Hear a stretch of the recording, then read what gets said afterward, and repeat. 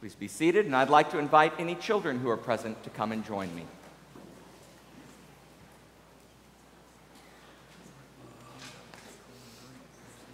All right. And this is a day for everybody to sit in where you can see, because I have stuff to show you, okay? If you're back around the corner, you're going to miss out on stuff.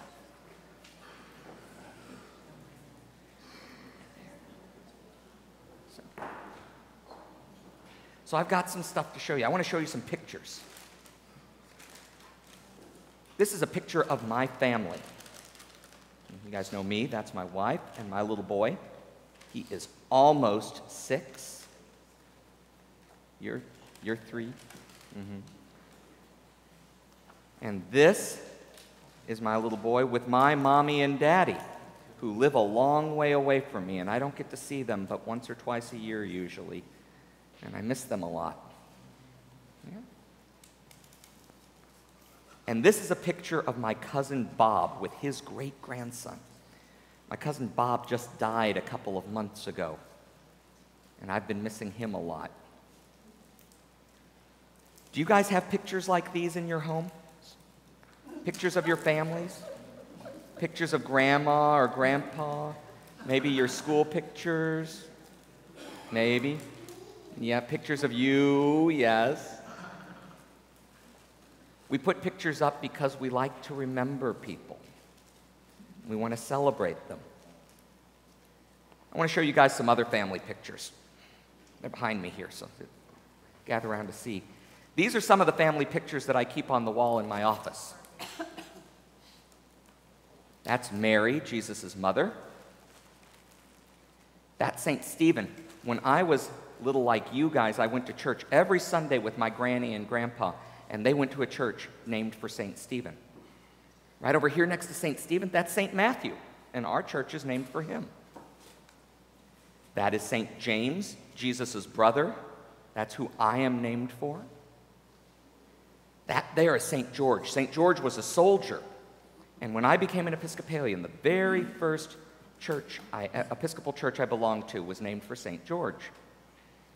That is St. Francis. I've talked about him in here sometimes. But those people are all from a long time ago. Some of these are from closer up. This is Martin Luther King. This is Mother Teresa. That's Oscar Romero. He was a bishop in Central America, in El Salvador. You know, I have those pictures on my wall, just like I have all of these pictures, because I want to remember my family.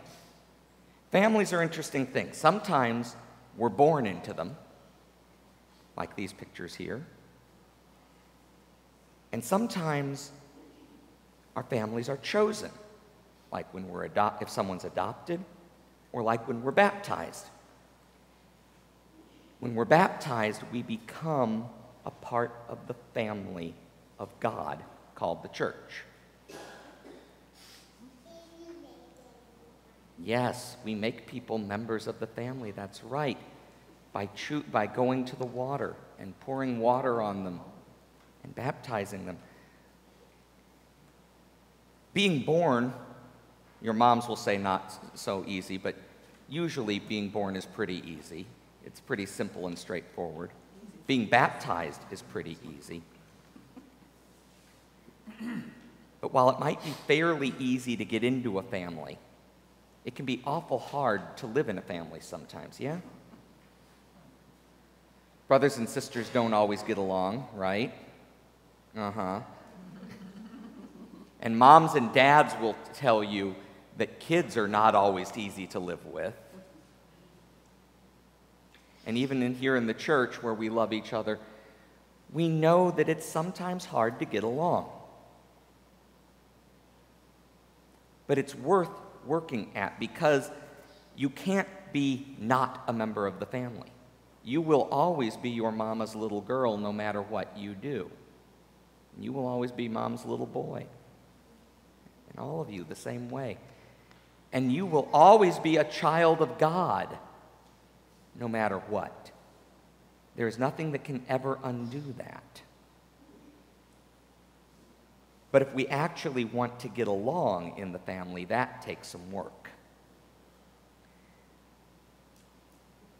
Jesus tells us that we are supposed to do that work. To work at thinking not only of ourselves, but of other people. To admit when we aren't capable of doing everything ourselves, and to let others help us. To work hard at being family and not just taking it for granted. On this day, we're celebrating our family. That's what All Saints is about. The family members who have gone before us, like the people in the pictures behind us here. The family that's gathered around us to worship with us today. And we're gathered here to recommit ourselves to working at being family so that other people will want to be a part of the family that we already enjoy. Let's go get some stamps.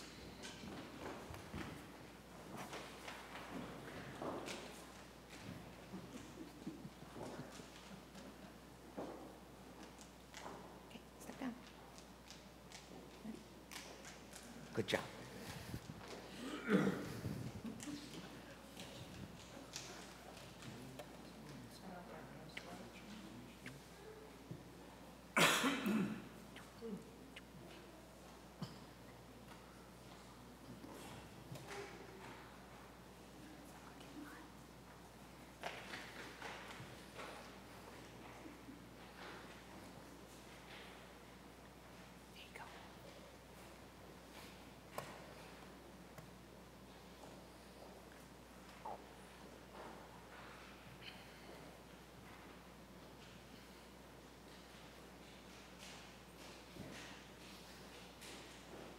Our gospel lesson today is instructions for how to live together in the family of God.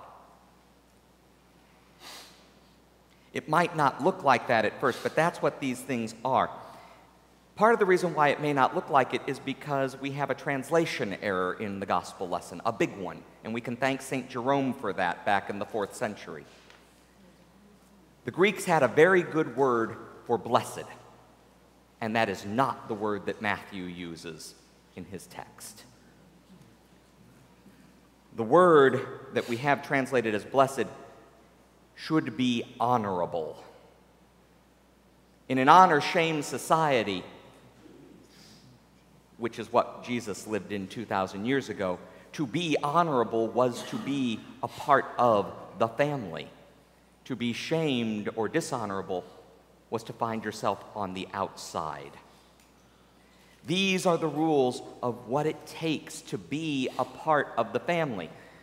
For those of you who are in computers, this is the operating system. Honorable are the poor in spirit. Honorable are those who don't put themselves first all the time. Honorable are those who mourn. Honorable are those who admit that there are things that are out of their control and that there are things for which they need help. Honorable are the meek. Honorable are those who are willing not only to admit to needing help, but to actually accepting it.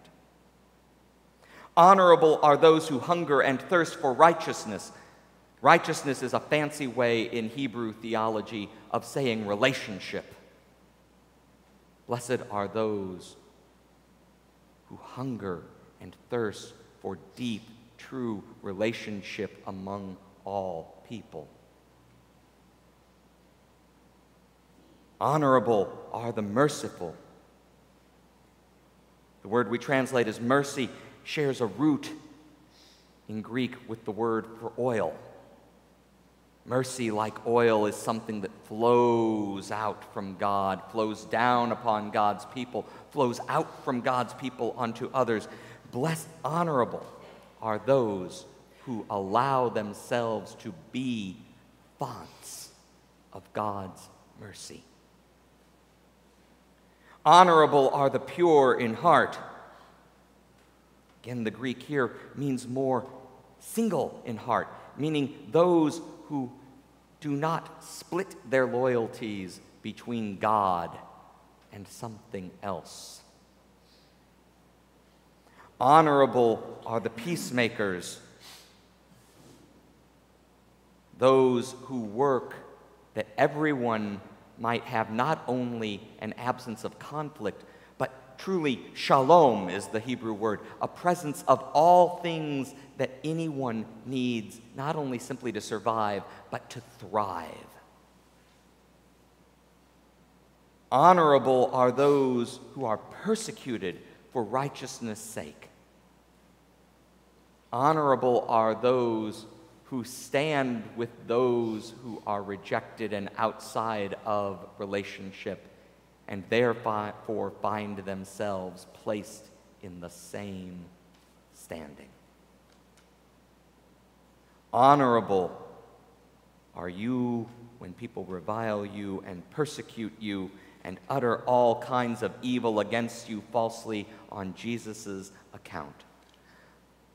Honorable are you when you take the conscious decision to follow not in the ways of the world, but in the ways of the one whose life is spent walking to and through the cross.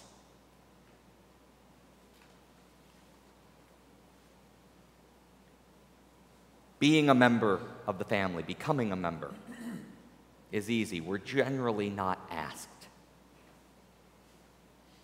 None of us asked to be born. And probably most of us here were baptized as infants and weren't asked about that either.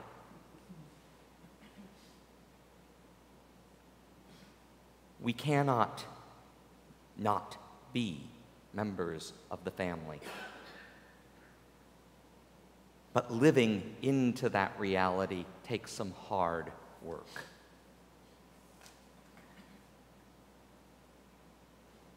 We gather today to celebrate the family of God,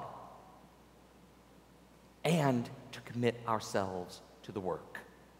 That's why, in just a moment, we're going to renew our baptismal vows and remind ourselves again of what we have promised over and over and over again. It's why we're going to come to the table to be fed, as we do week after week after week, so that we can remember what we are to become. We are saints, children of God, the family of Jesus himself. That is worth our celebration and our hard work.